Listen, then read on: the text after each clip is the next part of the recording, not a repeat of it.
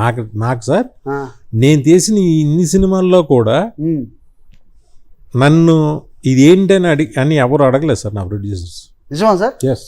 అంటే మేము చాలా వింటుంటాం, అంటే ఆ హీరో అందుకే అన్న నాకు జరిగినట్టు ఎవరికి జరగలేదు.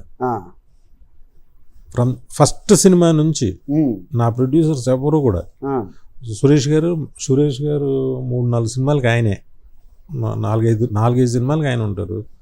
మావుడు అంటే మావిడ అన్ని సినిమాలు 5-6 సినిమాలకి మావిడ ఉంటాడు. అదుర్స్ అంతా మావిడే చూశాడు. నాని గారు, వంశీ గారు,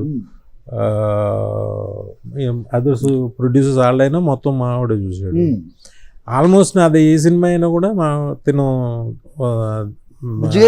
వేరే సినిమాలకి ఆయన ఫోన్ చేసి అసలు మీ బాహుబలి ఆల్మోస్ట్ ఎవరు అరవింద్ గారు. ఇంకా అరవింద్ గారు అయితే ఇంకా అంటే ఒక చాలా నవ్వొచ్చే ఇన్సిడెంట్ ఏంటంటే, మా మావయ్య వచ్చి చూస్తున్నాడు ఒకరోజు షూటింగ్, పట్టిసీమలో చేస్తుంటే అరవింద్ గారు ప్రొడ్యూసరు, మల్లిటి సత్యనారాయణ రెడ్డి గారు అరవింద్ గారు ప్రొడ్యూసరు. మా ప్లైవుడ్స్ మీద నడిపిస్తున్నారు నన్ను, ఏది ఇసుక మీద, గోదావరి ఇసుకలో ప్లైవుడ్స్ వేసి నడిపిస్తున్నారు. ఇసుక మధ్యలోకి వెళ్ళి తీయాలి షూట్. ఎవరికైనా జరుగుద్ది అది జరుగుద్దా? ప్లైవుడ్స్ వేసి నడిపిస్తుంటే ఆయన అక్కడ నుంచి ఫోన్ చేసి అరవింద్ గారు రీజన్ ఏంటి చెప్తారు.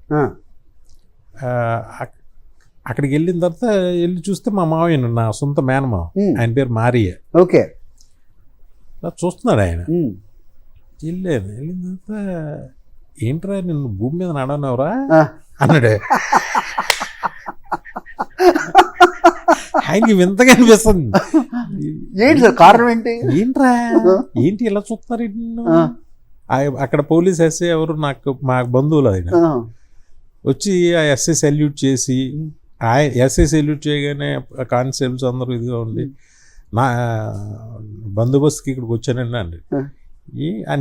నాకు మావే ఏదో అవుతాడు తను, అర్థం ఉందా నీకేం సెల్యూట్, నాకు సెల్యూట్ చేస్తానండి నువ్వు అని. లేదు డ్యూటీ కదా అది ఇదని.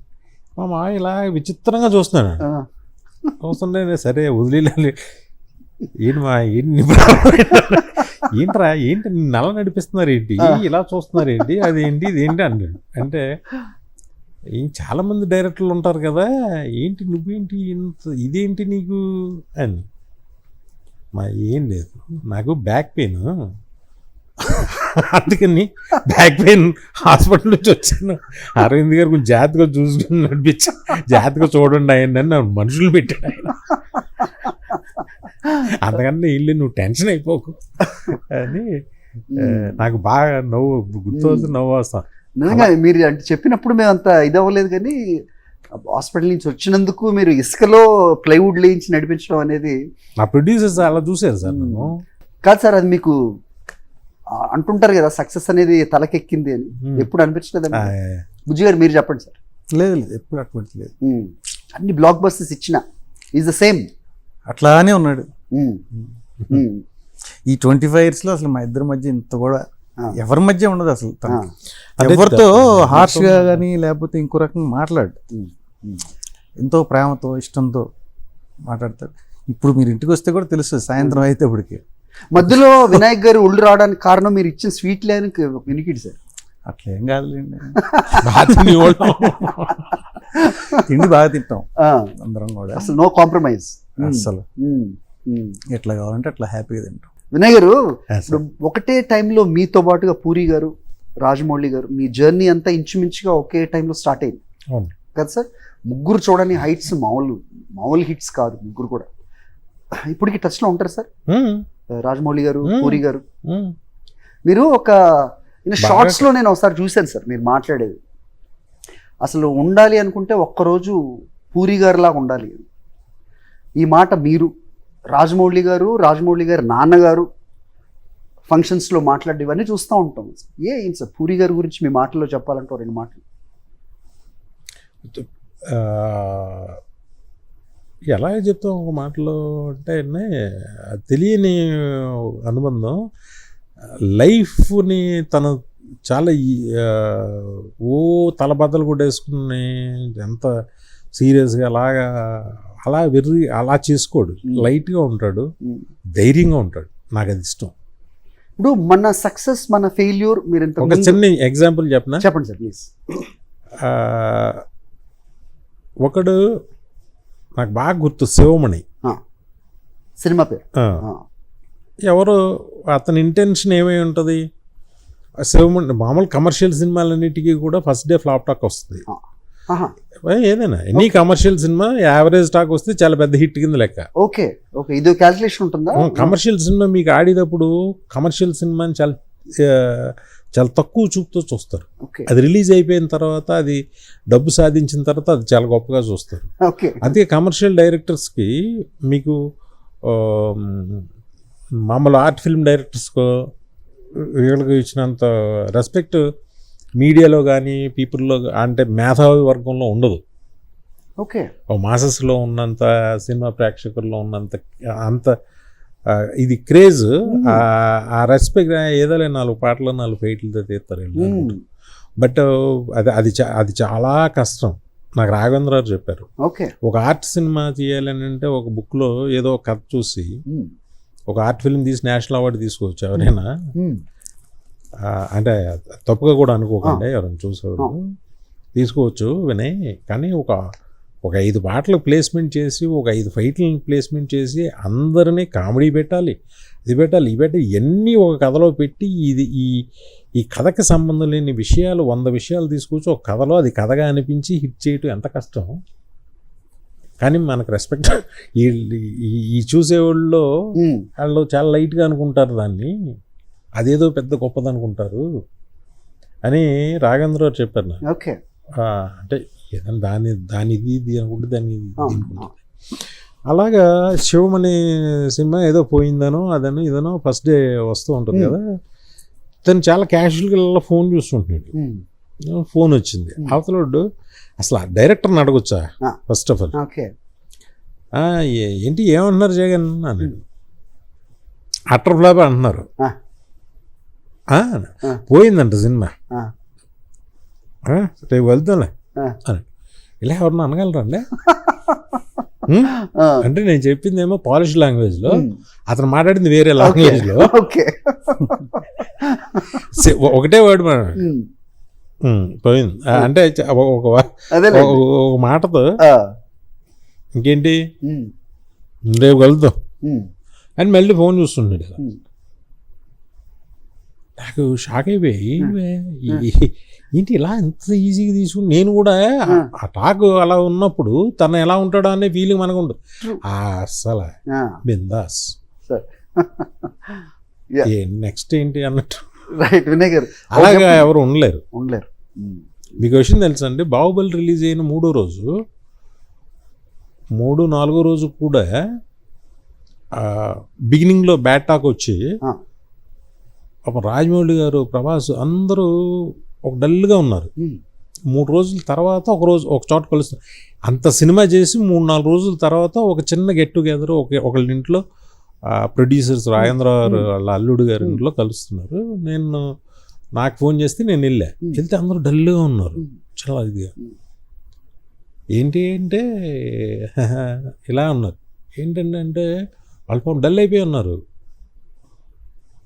జగన్ అంటే జగన్ ఎంత లైట్గా ఉన్నాడు. ఏంటంటే మీకు ఏం తెలుసా, మీరు ఏ సినిమా తీశారు అసలు? వాళ్ళకి ఇంకా బిలీవ్ చేయలేకపోతున్నారు. అంటే బయట మాట్లాడేవన్నీ నిజమేమో అనుకుంటున్నారు. వాళ్ళకి ఆ సినిమా రేంజ్ అది అర్థం అవడానికి వాళ్ళకి మినిమం 7 days to 10 days పట్టింది. బట్ ఆ 3-4 days వాళ్ళు అనుభవించింది అసలు ఎంత ఇదే, ఎంత డల్ అంటే బయట మాట్లాడుకుని నిజమని అనుకుంటున్నారు. ఒకటి చెప్పండి వినయ్ గారు, ఇప్పుడు మనకి మనం ఫామ్లో లేకపోతే మనకి హిట్ పడలేదు సినిమా అన్నప్పుడు హిట్స్ ఫ్లాప్ చాలా న్యాచురల్ సార్. సో మనం తీసుకునే దాన్ని బట్టి మనకు అర్థం కాకపోవచ్చు. Let's say me friend puri గారి సినిమాలు ఇప్పుడు తీసుకుంటే, ఆయన కూడా కొంచెం బ్యాడ్ ప్యాచ్ నడుస్తుంది అనుకున్నాం. మీకేమనిపిస్తుంది తోటి ఫ్రెండ్గా, ఒక సాటి డైరెక్టర్గా ఎక్కడ లోపం అనిపిస్తుంది? అలాగా రీడ్ చేసుకుంటారు కదా. I think it's not very unnatural to process somebody's failure or success. Puri సక్సెస్లోనూ అలాగే ఉంటాడు, ఫెయిల్యూర్లోనూ అలాగే ఉన్నాడు, నేను అలాగే ఉన్నాను. బయట చూసేవాళ్ళ పర్సెప్షన్ మారదు తప్ప మాకు ఓకే లోపల ఒక ఫీలింగ్ ఉంటే ఉండొచ్చు, నాకు ఉంటుంది. ఆ. జగ్గుకు ఉంటుందా ఉండదా అనేది నాకు పెద్ద తీసుకోవడం తనైతే ఓకే పట్టించుకోవడం ఊరికే Hmm. ఇదే ఈ సినిమా అయిపోయింది కదా నెక్స్ట్ కథ ఏంటో రాసుకుందాం అనుకునే టైప్ తను. తను డిఫరెంట్, తన పక్కన పెట్టండి. నాకు మంచి కథ దొరికితే బాగుండు అంటే వింటాను. చాలా వద్దు ఇంకేదన్నా అనే ఒక దీనిలో ఉంటుంది. బట్ ఇండస్ట్రీలో ఇంతకాలం ఉన్నప్పుడు సో మనం ఉన్నట్లుగా అందరు ఉండరు అనేది కొత్తగా చెప్పనక్కర్లే, రైట్ సార్? మీరు బాగా ఇబ్బంది పడిన క్షణాలే ఉన్నాయా అవతల వాళ్ళ వల్ల? పెద్ద నాకు గుర్తున్నాయి లేవండి, గుర్తుంచుకోదగ్గవి లేవు. ఏదైనా ఒక్కటి నో చెప్పడానికి ఇబ్బంది పడేవారా? నాకు నరకం. ఏ చిన్న విషయానికి నో చెప్పాలన్నా కూడా నరకం. అదొకటే ఎక్కువ సార్లు అనుభవిస్తుంటా. ఓకే బుజ్జి గారు చెప్పేవారా మీరు నో చెప్పడం నేర్చుకోండి ఫస్ట్ అని? Because philosophers say that you know. కాకపోతే అదొకటే సినిమా తీసేటప్పుడు మాత్రం అదే ఎందుకు వచ్చాంరా అని చాలా టార్చరస్గా ఉంటుంది సార్. అది ఏదైనా ఒక విషయం తగ్గకపోతే కథలో మనం డెలివరీ చేసేది బెస్ట్ హిట్టే డెలివరీ చేయాలి. ఏంటి ఇంత చిన్న పెద్ద ఏంట్రా దీనికి ఇంత అని అనుకుంటారు వాళ్ళు. బట్ నాకు అది చాలా పెద్దది. అది వాళ్ళకి అర్థం కాదు. చూసే పర్సెప్షన్. మీరు అంటే ఇలా అనుకున్న దీంతో ఒకటి ఛత్రపతి హిందీలో తీయడం అనుకోవచ్చా? ఎవరి దీంతో తీశారు మీరు నిజంగా? అది అనుకోకుండా జరిగింది సార్. అది మన సురేష్ గారే. అవును ఆబ్వియస్ గా. అదే విజేంద్ర ప్రసాద్ గారు అందరితోనే జాగ్రత్తగానే చేసాం. ఫ్లాపులు తీయాలని ఎవరు తీయరు, ఇది సక్సెస్ అవుతుందనే ఎవరైనా తీస్తారు. సక్సెస్ ఇన్ని సినిమాలు తీసిన హిట్ వాళ్ళకి తెలియదా సార్ ఏది ఇదవుతుంది ఏది క్లిక్ అవ్వదు? ఎందుకంటే ఒకసారి మీరు చూసుకుంటే ప్రేక్షకులు ఏది ఎంజాయ్ బాగా చేస్తారు థియేటర్లో దగ్గరగా చూసిన వాళ్ళు మీరు, మిగతా వాళ్ళు ఎలా ఉన్నా కానీ. బికాజ్ ఆ థియేటర్ అనుభవం కూడా మీకు ఉంది కదా, అదేమన్నా వెళ్ళిపోవద్దా అవదా? 100% హిట్లు తీసిన వాళ్ళు లేరు కదా సార్ ఎవరు. అదే దానికి తెలియదు, ఎవరు సమాధానం తెలియదు. అదే దానికి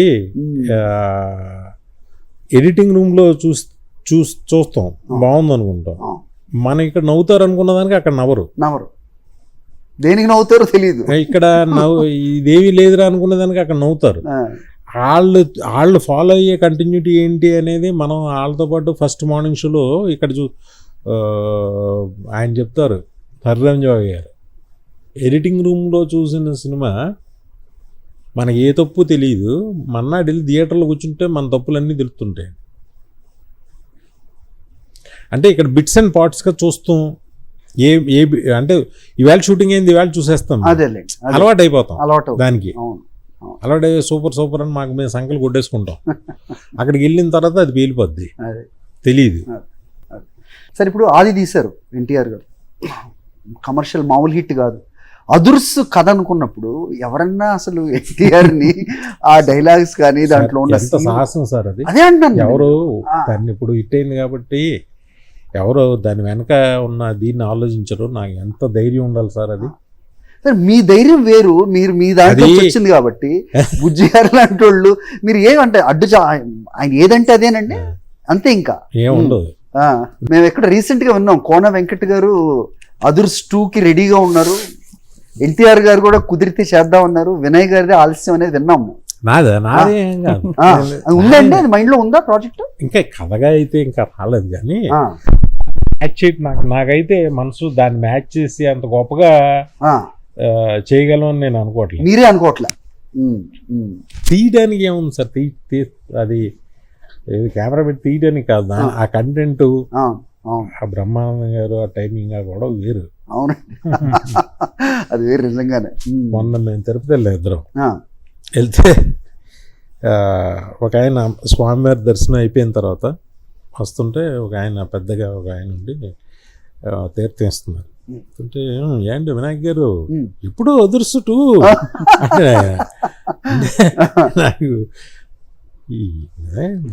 నాకు గొప్ప అవార్డు చెప్పనా సార్? అది నిజంగా చాలా గొప్ప అవార్డు. కె విశ్వనాథ్ గారికి దాదాసాహెబ్ ఫాల్కే అవార్డు. నేను దసరాదు ఆయన్ని విష్ చేయడానికి వెళ్ళాం. ఎవరండి? కె విశ్వనాథ్ గారు. విశ్వనాథ్ గారు. మీరు ఇంకా దశరథ్ దశరథ్ గారు. ఓకే. వెళ్ళాము, కూర్చున్నాం సార్ అని చెప్పి. ఆయన నన్ను చూడగానే ఆయన, ఏమయ్యా వినాయక్, రోజు నేను భోజనం చేసేటప్పుడు నీ అదుర్సే పెట్టుకు చూస్తానయ్యా, టీవీలో అది ప్లే చేస్తుంటే అది నవ్వుకుంటూ చూస్తాను, ఎంత బాగా చేశారే వాళ్ళిద్దరు అదే అని ఆయన అంటే నాకు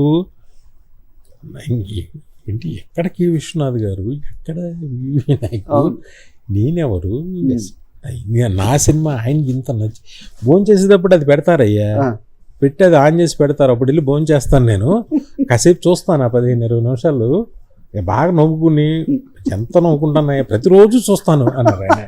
ఇంక అంతకన్నా గొప్ప అవార్డు ఏముంది. ఇదొక హైట్స్ అయితే సార్, నా షోలోనే నేను ఒక డైరెక్టర్తో మాడుతుంటే హీ వాజ్ కంటిన్యూస్గా క్రిటిసైజ్ చేస్తున్నారు. అసలు ఏమనుకుంటున్నారు, అలా తీస్తారా మా బ్రాహ్మణుల్ని, వేరే వాళ్ళని ఎవరన్నా అంటే అందరూ ఊరుకోరేనా, మమ్మల్ని టార్గెట్ చేయడమా, అది ఆయన కూడా డైరెక్టరే. ఏంటి సార్ మీరేంటి వినాయక్ని అంటున్నారా, నేను అడిగాను, వినాయక్ని అంటున్నారా మీరు, అదుర్స్ సినిమా గురించి మాట్లాడుతున్నారంటే, మాట్లాడుతున్న దాని గురించి అని తెలుసు, అలా తీస్తారా, అందుకే నేను దానికి ఇదిగా నేను ఇంకో సినిమా తీశాను హీరో పౌరోహిత్యం చేస్తూ, సో అది నిలబెడుతుంది ఆ సీరియస్నెస్ అది ఇది. సో అంత తీసుకోవాల్సిన అవసరం ఉందా అని నాకు అనిపించింది. ఆ ఇంటర్వ్యూ చూసిన చాలామంది కమెంట్స్ కూడా అదే పెట్టారు. మీకు తీసేటప్పుడు మీకు అలాంటి బ్యాక్ లాష్ ఎవరి దగ్గర నుంచి వస్తుందని మీకు అనిపించలేదా?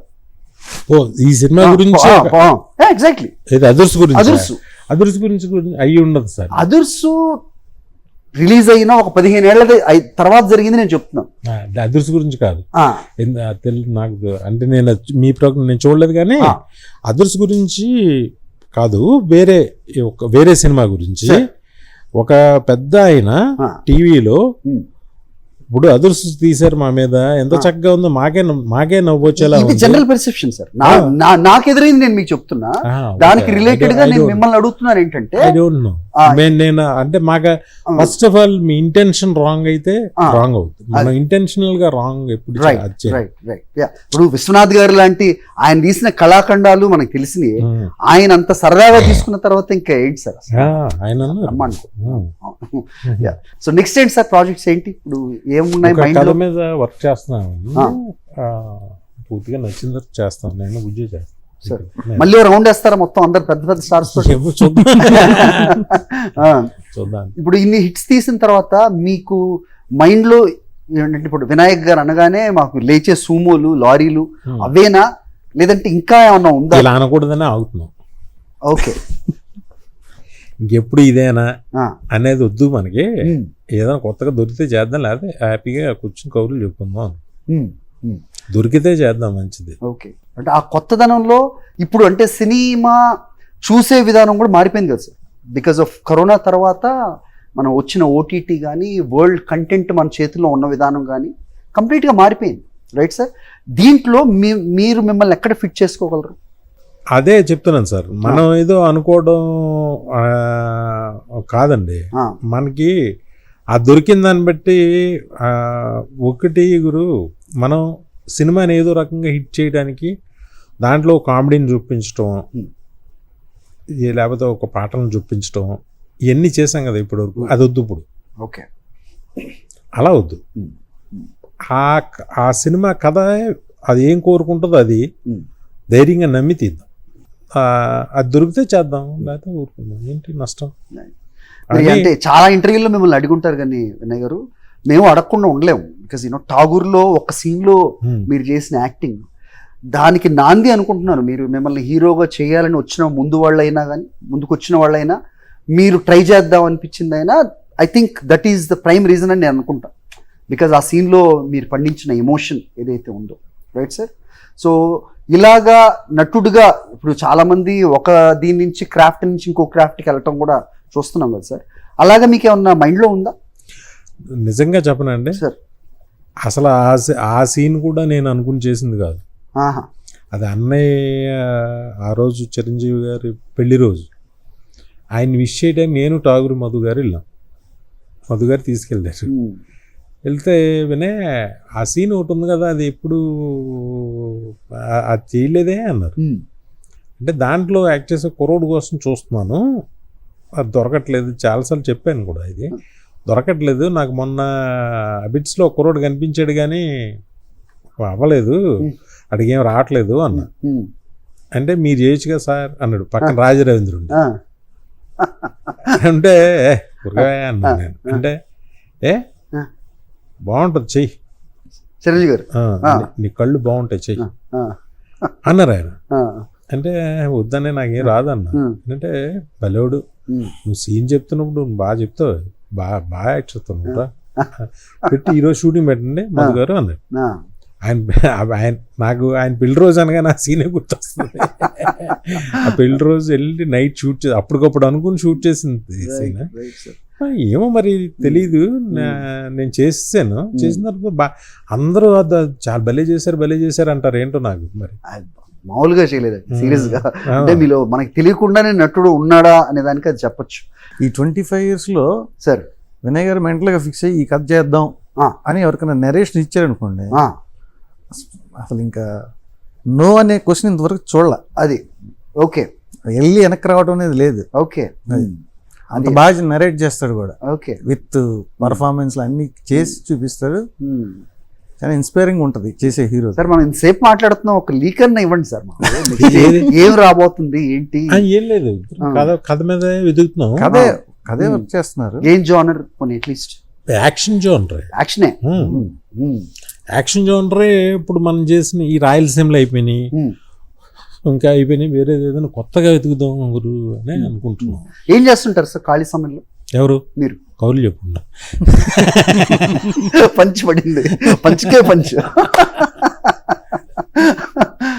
నా ఉద్దేశం ఏంటంటే, ఇప్పుడు అంటే వరల్డ్ సినిమా మన చేతిలోనే ఉంది కదా, బాగా ఏవి అట్రాక్ట్ చేస్తుంటాయి మిమ్మల్ని? నన్ను అడిగితే అసలు 20 వెబ్ సిరీస్ గురించి కరెక్ట్గా చెప్తాను మామూలుగా, బికాజ్ అంత కనెక్ట్ అయిపోయింది. నేను ఒకరోజు నాకు వెబ్ సిరీస్ అంటే భయం వేసింది సార్. సార్ దసరాది ఏదో ఒక అన్న అదేదో వెబ్ సిరీస్ ఏదో పేరు కూడా గుర్తులేదు సార్, బాగుంది చూడు అన్నాడు. అది పెడితే అలాగా ఈరోజు నైట్ సమ్ అరౌండ్ 10 o'clock పెడితే రేపు మార్నింగ్ 10 o'clock వరకు చూస్తూనే ఉన్నాను. అది అట్లా ఉంటుంది మనతో మొత్తం నైట్ అంతా. అక్కడ నుంచి నా క్లాక్ చేంజ్ అయిపోయింది. నిజం సార్. అమ్మ బాబా వీటి జోలికి వెళ్ళకూడదు, అడిక్షన్ వీటి జోలికి వెళ్ళకూడదని అనిపించి అయినా వదలలేదు. వెబ్ సిరీస్ తక్కువ, నెట్లో ఈ మామూలు సినిమాలు చూస్తాం. Right, wonderful sir. సో తొందరగా తీయండి సార్, మేము వెయిటింగ్. మీ సినిమా డేట్ ఏదైనా ఇప్పుడు చెప్పరు కాబట్టి at least promise them that you're coming very soon. అది వచ్చి 25 ఏళ్ళు అయిందంటే మాకే నమ్మబుద్ధి కావట్లేదు, ఎందుకంటే మాకు ఏదో నిన్న మొన్న అన్నట్టుంది మాకు. Thank you for all. మాకు ఇంత మంచి జీవితాన్ని, ఇక్కడ కూర్చునే ఒక హోదాని, అవకాశాన్ని కలగజేసినందుకు మీ అందరికీ మనస్ఫూర్తిగా ఉగాది శుభాకాంక్షలు. Thank you very much. Wonderful. త్వరలో నమస్తే. మంచి సినిమాతో మేము ముందుకు వస్తాం మళ్ళీ. Right sir. So given a choice అనేది ఉండదు కాబట్టి, మీరు బుజ్జి గారు చెప్పినట్టు మీరు కథతో వెళ్ళాలే కానీ మీ కన్విక్షన్ తోటి, అని ఇంకా అది స్క్రీన్ మీద పట్టమే అనేది మేము విన్నాం కదా సార్. మిమ్మల్ని పర్సనల్గా అడిగితే, రైట్, అఫ్ కోర్స్ మీరు పెద్ద పెద్ద హీరోలతో అందరితో తీశారు, ఇప్పుడు వాళ్ళు వేరే జానర్లో ఉన్నారు, ఎవరితో మీరు కనెక్ట్ అవుతారు మీ కథకి అనుకుంటే కనుక? అలా కాదు సార్, ఎప్పుడైనా ఏదైనా సరే డిసైడ్ చేసేది స్టోరీయే సార్. స్టోరీయే. రైట్. అంటే ఇప్పుడు నేను చేసిన హీరోలందరికీ నేనంటే ఇష్టం. నా హీరోలు అంటే నా హీరోలు అందరూ నాకు ఇష్టం. ఒక కథ ఏదైనా డిసైడ్ చేస్తా సార్. ఒక కథ ఒక హోమం లాంటిది. చూడండి, మంచి హోమం పెడితే చక్కగా జరుగుద్ది. అది it is on the way, నాకు తెలుస్తుంది ఒకటి జరుగుతుంది, అది బాగా వస్తుందని నా feeling. Wonderful sir. Wish you all the very best sir. ఈ సందర్భంగా నేను పర్సనల్గా ఆది సినిమాకి నాకు అవకాశం ఇచ్చిన సురేష్ గారికి, అలాగే ఆ సినీ నిర్మాత నాగలక్ష్మి గారికి, మా బుజ్జికి, అందరికి అన్నిటికన్నా ముందు ఒక అద్భుతమైన నటుడు, అద్భుతమైన మనిషి, నా హీరో నందమూరి తారక రామారావు గారికి